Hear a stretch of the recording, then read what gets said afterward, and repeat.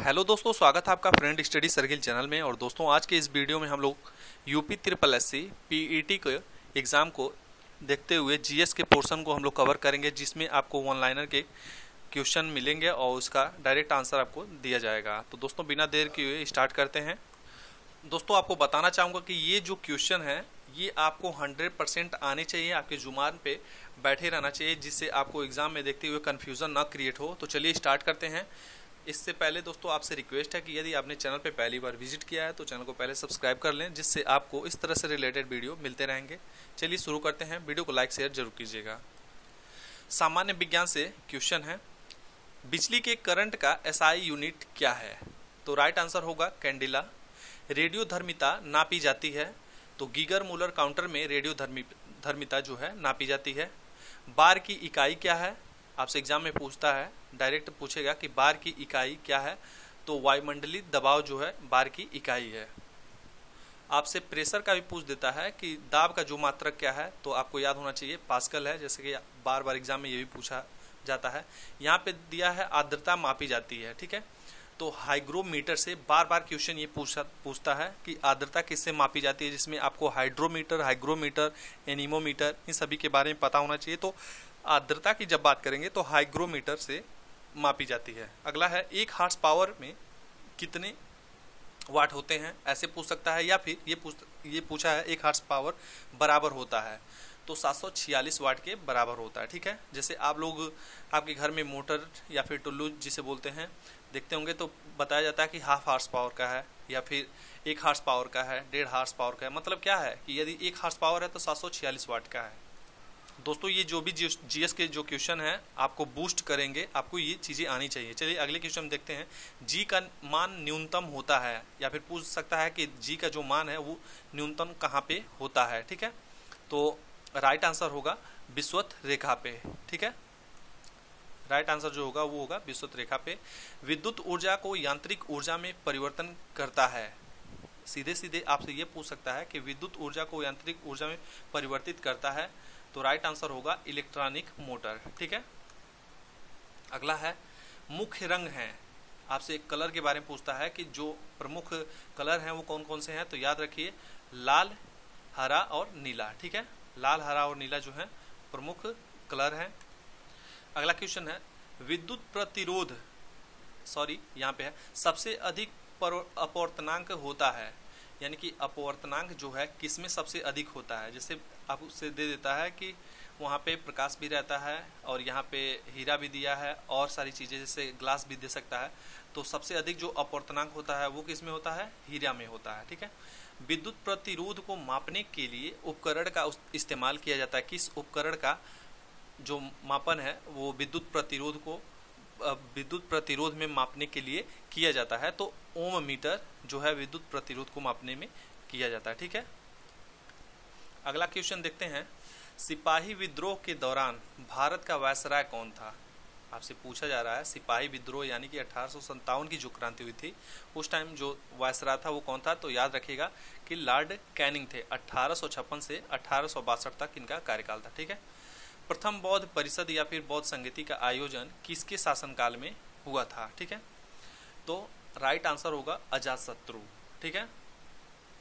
आपसे पूछ सकता है कि अजातशत्रु जो थे वो किस वंश से थे, ये भी आपसे पूछा जा सकता है। तो याद रखिएगा इसका राइट आंसर होगा हर्यक वंश, ठीक है। यहाँ पे और भी जो बौद्ध संगति हुई थी उसके बारे में देख लेते हैं कि प्रथम बौद्ध परिषद या प्रथम बौद्ध संगति का आयोजन जो है अजातशत्रु के शासनकाल में राजगीर नामक स्थान पे हुआ था। थोड़ा सा इसमें टाइपिंग मिस्टेक है, राजगीर है जो आपका बिहार में है। तो अजातशत्रु के शासनकाल में हुआ था, ये ध्यान देंगे। आपसे इसके बारे में इसका अध्यक्षता पूछ देता है कि अध्यक्षता किसने की थी, तो महाकश्यप ने की थी और अजातशत्रु राजा थे और स्थान जो है जैसा कि राजगिरी इसका स्थान है। ये भी पूछ सकता है कि कब हुआ था, तो 483 ईसा पूर्व में, ठीक है। उसके बाद द्वितीय बौद्ध परिषद या संगीत का आयोजन जो है किसके शासनकाल में, तो कालाशोक के शासनकाल में वैशाली नामक स्थान पे हुआ था। इसमें भी पूछ सकता है कि अध्यक्षता किसने की थी, तो याद रखिएगा कि सबोकामी ने की थी, ठीक है। तृतीय बौद्ध परिषद या बौद्ध संगति का आयोजन अशोक के शासनकाल में पाटलिपुत्र नामक स्थान पे हुआ था। पूछेगा आपसे कि अध्यक्षता किसने की थी, तो मोगली पुतुस ने की थी, याद रखिएगा। उसके बाद जो लास्ट है चतुर्थ बौद्ध परिषद या फिर संगीति का आयोजन किसके शासनकाल में, तो कनिष्क के शासनकाल में हुआ था। और कहाँ पे हुआ था, कश्मीर में हुआ था। और अध्यक्षता किसने की थी, तो वसुमित्र ने इसकी अध्यक्षता की थी। तो ये चारों जो बौद्ध संगीतियाँ हैं आपको आने चाहिए कि राजगिरी में पहला हुआ था, महाकश्यप ने इसकी अध्यक्षता की थी और अजातशत्रु के शासन के टाइम में किया था 483 ईसा पूर्व में, ठीक है। दूसरी वैशाली में हुआ था, सबकामी इसके अध्यक्ष थे और कालाशोक का शासनकाल था, ठीक है। तीसरी जो है पाटलिपुत्र, मोगलीपुत्र ने इसकी अध्यक्षता की थी और अशोक इसके शासनकाल में हुआ था। और लास्ट जो है याद रखिएगा कि कश्मीर में हुआ था और कनिष्क का टाइम था और वसुमित्र इसके अध्यक्ष थे, ठीक है। अगला जो है स्वराज की मांग करने वाले प्रथम भारतीय थे, तो राइट आंसर होगा दादा भाई नेहरूजी। 1906 में कोलकाता अधिवेशन में दादा भाई नेहरूजी ने स्वराज की मांग की थी। तो ये भी अधिवेशन में पूछ सकता है कि किस अधिवेशन में दादा भाई नेहरूजी द्वारा स्वराज की मांग की गई थी, तो 1906 के कोलकाता अधिवेशन में, ठीक है। भारतीय राष्ट्रीय कांग्रेस का प्रथम विभाजन कब हुआ था, तो 1907 में सूरत का जो अधिवेशन था, भारतीय राष्ट्रीय कांग्रेस का प्रथम विभाजन सूरत अधिवेशन में हुआ था। उसके बाद पूछ सकता है भारतीय नोट पर टोटल कितनी भाषाएं हैं, भारतीय जो नोट है, हम लोग के जो नोट चलते हैं उसमें टोटल कितनी भाषाएं हैं। ये कॉमन सा सवाल है, आपसे पूछ देगा, आप कंफ्यूज हो जाओगे, ठीक है। तो नोट निकाल के वहाँ पे गिनोगे नहीं, तो गिनोगे भी तो आप नहीं पकड़ पाओगे, ठीक है। तो टोटल जो है 17 भाषा पे उस पर छपी रहती है, ठीक है। संविधान में प्रथम संशोधन कब हुआ था, तो राइट आंसर होगा 1951 में। अगला है ब्रह्म समाज की स्थापना कब हुई थी, तो 1828 में ब्रह्म समाज की स्थापना हुई थी। ये पूछ सकता है कि किसने किया था, तो राजा राम मोहन राय ने। उसके बाद आत्मीय सभा का भी आयोजन, जैसा कि आप लोगों ने पढ़ा होगा। आपसे क्वेश्चन पूछ सकता है कि आत्मीय सभा का स्थापना किसने किया था, तो याद रखिएगा ये भी राजा राम मोहन राय ही होंगे। पूछेगा क्वेश्चन राष्ट्रीय उपभोक्ता दिवस कब मनाया जाता है, एक ये डे पे लाने वाला हूँ, हो सकता है कि 1-2 दिन बाद आपको वो चीज़ मिल जाए। मोस्ट इंपॉर्टेंट डे जो आपसे एग्जाम में पूछेगा, फिर राजधानियाँ, केवल उसी को पढ़ लीजिएगा, एक्स्ट्रा पढ़ने की जरूरत नहीं पड़ेगी, उसी से काम चल जाएगा। राष्ट्रीय उपभोक्ता दिवस जो है 24 दिसंबर को मनाया जाता है। भारत की सबसे प्राचीन सभ्यता कौन सी है, तो सिंधु घाटी सभ्यता है, आपको पता होना चाहिए। रविंद्रनाथ टैगोर ने किस कांड के बाद सर नाइटहुड की उपाधि जो है लौटा दी थी, तो 1919 का जो जलियांवाला बाग हत्याकांड था, उसी के बाद से रविंद्रनाथ टैगोर ने जो है नाइटहुड की उपाधि जो है लौटा दी थी, क्योंकि उन्हें मिला था अंग्रेजों के द्वारा। इसी कांड के विरोध में महात्मा गांधी ने केसरे हिंद की उपाधि जो थी वो भी लौटा दिए थे, ठीक है। चलिए स्टार्ट करते हैं फिर से। घनानंद को हराने के बाद मौर्य वंश की स्थापना किसने की थी, ये मोस्ट इंपॉर्टेंट है, हमेशा एग्जाम में पूछता है, तो याद ही रखिएगा। जितने भी क्वेश्चन उठाए गए हैं दोस्तों, केवल आपको देखना है, कुछ करना नहीं है, ठीक है। सीधे सीधे यही एग्जैक्ट पूछे जा सकते हैं, क्योंकि पेट का लेवल आप लोग को पता है, तो यदि वो कठिन पेपर बनाना चाहेगा तो फिर सभी के लिए दिक्कत होगी। लेकिन ये जो हैं, जैसे नए स्टूडेंट हैं, कक्षा 10 कक्षा 12 ऐसे हैं जो क्वालिफाई किए हैं, लेकिन क्या होता है कि वो ऐसे सवाल ढूंढते हैं कि जो उन्हें एग्जैक्ट मिल जाए, ठीक है, इसलिए ये वीडियो प्रिपेयर किया जा रहा है। तो राइट आंसर होगा चंद्रगुप्त मौर्य, ठीक है। सिंधु घाटी सभ्यता में स्थल धौलावीरा भारत के किस राज्य में है, तो कहाँ पे है, गुजरात में है, ठीक है। अगला क्वेश्चन है भगवान ब्रह्मा का एकमात्र मंदिर भारत के किस शहर में स्थित है, केवल एक ही मंदिर है, और किस शहर में स्थित है, तो पुष्कर राजस्थान में है, यानी कि राजस्थान राज्य में पुष्कर नामक शहर में स्थित है। चार मीनार स्मारक कहाँ स्थित है, तो राइट आंसर होगा हैदराबाद। ज्ञानपीठ पुरस्कार किस क्षेत्र में उत्कृष्टता के लिए दिया जाता है, तो ज्ञानपीठ पुरस्कार जो है साहित्य के लिए दिया जाता है। साहित्य के क्षेत्र में आपसे पूछेगा कि किस क्षेत्र में दिया जाता है, तो साहित्य के क्षेत्र में दिया जाता है। राष्ट्र का प्रमुख और भारत में सर्वोच्च औपचारिक पदाधिकारी कौन होता है, तो राष्ट्रपति होता है, राइट आंसर होना चाहिए। और वर्तमान आपको पता है कि द्रौपदी मुर्मू जी हैं। अगला है रामचरितमानस रामायण का दूसरा संस्करण किस कवि और संत ने लिखा था, तो राइट आंसर होगा तुलसीदास, जिन्होंने रामचरितमानस रामायण लिखा, 12वें रामायण लिखा, फिर कवितावली, दोहावली, ये सारे उन्होंने ही लिखे हैं। हड़प्पा सभ्यता की खोज किसने की थी, तो दयाराम साहनी ने हड़प्पा सभ्यता की खोज 1921 में की थी, जो रावी नदी के तट पर स्थित है, ठीक है। धार्मिक संस्कारों से संबंधित वेद कौन सा है, धार्मिक संस्कारों से वेद जो है वो यजुर्वेद है। और जैसा कि टोटल आपको वेद पता ही होगा, जो प्राचीन सबसे है वो ऋग्वेद है, यजुर्वेद, सामवेद, अथर्ववेद, ये चारों वेद हैं और सबसे प्राचीन जो वेद है वो आपका ऋग्वेद है। अगला है भगवान बुद्ध का जन्म किस वंश में हुआ था? तो शाक्य वंश से संबंधित थे। भगवान बुद्ध का जन्म 563 ईसा पूर्व कपिलवस्तु नेपाल के पास लुम्बिनी में राजकुमार सिद्धार्थ के रूप में हुआ था। जो इनका बचपन का नाम था वो सिद्धार्थ था। भगवान बुद्ध की मृत्यु 483 ईसा पूर्व कुशीनगर में एक पेड़ के नीचे हुई थी। इस घटना को महापरिनिर्वाण कहा जाता है। आपसे ये पूछता है, बार बार पूछा हुआ क्वेश्चन है कि उन्होंने पहला उपदेश कहाँ दिया था? तो याद रखिएगा कि वाराणसी में एक जगह है सारनाथ, वहीं पे उन्होंने अपना पहला उपदेश दिया था। आपसे पूछ सकता है कि धिमसा जो है लोक नृत्य वो किस राज्य से संबंधित है?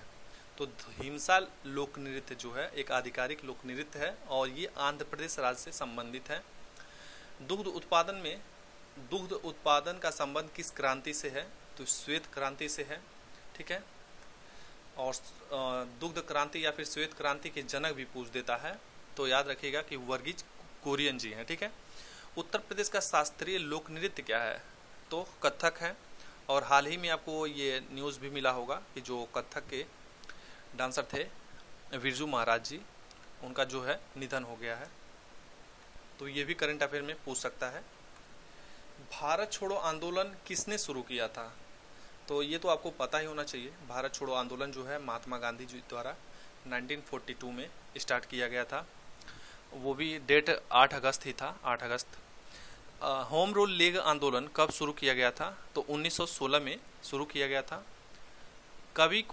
किस कवि को भारत का तोता कहा जाता है? तो अमीर खुसरो को भारत का तोता कहा जाता है या फिर तोताए हिंद भी बोला जाता है। और संतूर और तबला वादक भी जो हैं वो अमीर खुसरो ही हैं। संतूर वादक और तबला वादक या फिर इसकी खोज भी इन्होंने ही किया था। अगला है भारत के संविधान सभा का परामर्शदाता कौन था? तो राइट आंसर होगा VN राव। ठीक है, महात्मा गांधी ने दक्षिण अफ्रीका में किस अखबार की शुरुआत की थी? Indian opinion. ये पता होना चाहिए कि इंडियन, ये भी पूछ सकता है कि इंडियन ओपिनियन किसके द्वारा ये अखबार जो है शुरू किया गया था या फिर कहाँ पे शुरू किया गया था? तो याद रखिएगा महात्मा गांधी जी द्वारा किया गया था। ठीक है, कुछ ऑब्जेक्टिव टाइप के क्वेश्चन कर लेते हैं जो 5 क्वेश्चन आपको मिलेंगे। इंडियन होम रूल सोसाइटी कब स्थापित हुई थी? आपको पता है तो आंसर दीजिए। वैसे दोस्तों राइट आंसर जो होगा वो होगा 1905। राइट आंसर जो होगा 1905, इंडियन होम रूल सोसाइटी। अगला क्वेश्चन है 1857 के बरेली विद्रोह का नेता कौन था? यानी कि बरेली का जो नेतृत्व है वो किसने किया था? तो राइट आंसर हो जाएगा खान बहादुर। राइट आंसर जो होगा वो है खान बहादुर। कुंवर सिंह जहाँ की बिहार से रिलेटेड होंगे। अगला है इंडियन एसोसिएशन के संस्थापक कौन थे? ये आपको मॉडर्न हिस्ट्री जैसा कि सिलेबस दिया है वहाँ से पूछ सकता है। तो राइट आंसर जो होगा वो होगा सुरेंद्र नाथ बनर्जी। सुरेंद्र नाथ बनर्जी जो है इसके राइट आंसर होंगे। अगला क्वेश्चन है पानीपत का तीसरा युद्ध कब लड़ा गया था? तो पानीपत का जो तीसरा युद्ध है, सबसे पहली चीज़ तो आप लोग कमेंट बॉक्स में बताइए किसके बीच हुआ था। राइट आंसर होगा वो 14 जनवरी 1761 हो जाएगा। आप लोग पानीपत का प्रथम युद्ध ये बताइए और किसके बीच में हुआ था, फिर दूसरा और उसके बाद ये तीसरे का, ये तीनों का आप लोग कमेंट बॉक्स में जरूर बताइएगा। और पानीपत के तीसरे युद्ध पे आपको पता होना चाहिए कि मूवी भी बनी थी। आप एग्जैक्ट हिंट पा गए हैं, आंसर दे सकते हैं। कोल विद्रोह का नेतृत्व किसने किया था? तो कोल विद्रोह का नेतृत्व जो है वो बुद्धू भगत ने किया था। राइट आंसर हो जाएगा बुद्धू भगत। तो दोस्तों ये सीरीज आज की यहीं पे समाप्त होती है। वीडियो कैसा लगा आप लोग कमेंट बॉक्स में जरूर बताइएगा। वीडियो को लाइक शेयर जरूर कीजिए।